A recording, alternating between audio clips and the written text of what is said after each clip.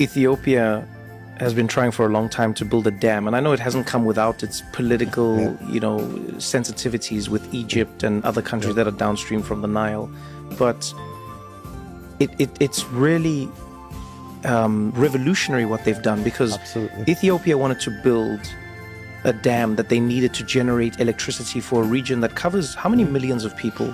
Well, the population of Ethiopia is over 100 million. You're right. And only, I think, just over 50% of their population have access to electricity. Yeah. And if you talk to anyone about the story of Africa, the biggest problem in Africa is that when the world is talking about technology, 600 million people out of 1.4 billion do not have electricity. Yeah.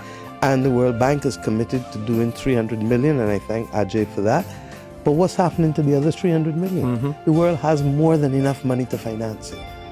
And the fact that they're using a dam means that they're using renewable energy that is not becoming a drag on the planet as well. But how they funded it was fascinating. That's the story of resilience. I mean, that's the most fascinating So story. the They asked for a international- loan from the International Bank. And the bank's international community refused to fund it for whatever reasons, and the Ethiopians turned inward. And between the central bank and the banks in Ethiopia and the ordinary citizens. It's a mind-blowing story. Citizens buying bonds, citizens giving donations. And I said to the Prime Minister 2 days ago when we opened it to Abiy, I said, look, you know that this is the 21st century Adwa.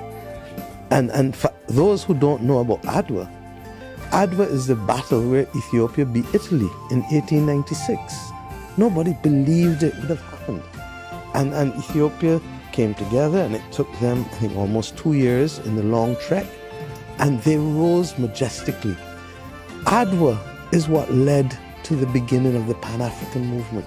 The New York Times, when you go to the museum in Addis Ababa that commemorates Adwa, you see the New York Times articles showing that this little African country, that's their mind, oh mind, is much bigger than Italy, beat the great Italians.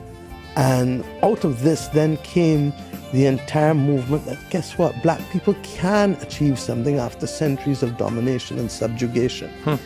And out of that came the glory of the Pan-African movement, the conferences, ultimately the 1945 Manchester Conference, which really was the last major one before the independence movement, and Nkrumah and all of the others coming out. So for me, this engineering feat is the biggest dam in Africa. It's like 2 kilometers wide, 550 feet high. I mean, you have to see it to believe it. I've never seen water move at that speed.